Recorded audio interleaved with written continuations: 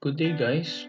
Sa video ito ay share ko sa inyo ang mga steps kung paano ninyo makukuha ang PhilHealth MDR or Member Data Record ninyo online.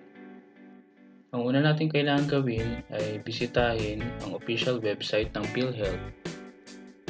Ito ay ang www.philhealth.gov.ph.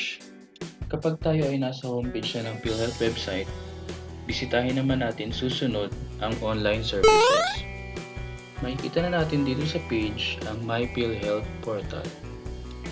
Ang susunod na gagawin natin ay bisitahin ang member portal para makapag-login tayo sa ating PhilHealth online account. I-type na natin sa mga designated spaces ang ating PhilHealth number, password at yung CAPTCHA. At mag-login na tayo. Habang inaantay nyo ako guys matapos sa pag-type ko, pwede bang makipindot yung subscribe button? Thank you!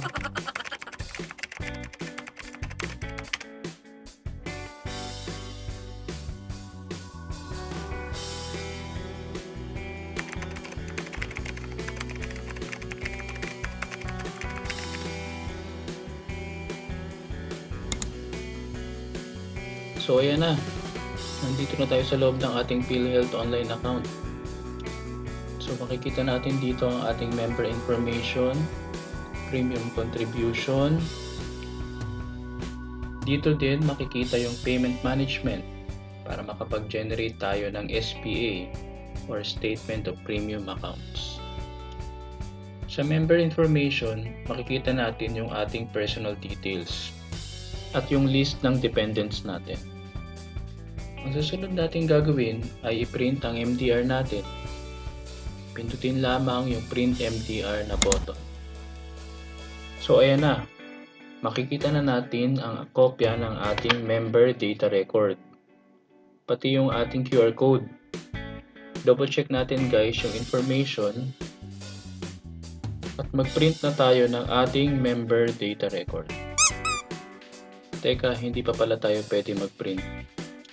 Kailangan pa natin i-check yung settings ng ating printer.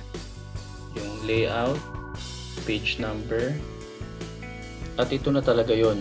Mag-print na tayo.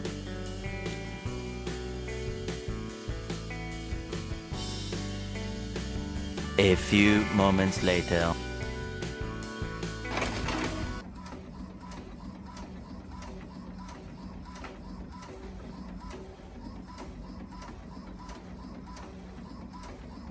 Again guys, habang nag-aantay kayo, pwede bang makipindot yung subscribe button? Thank you.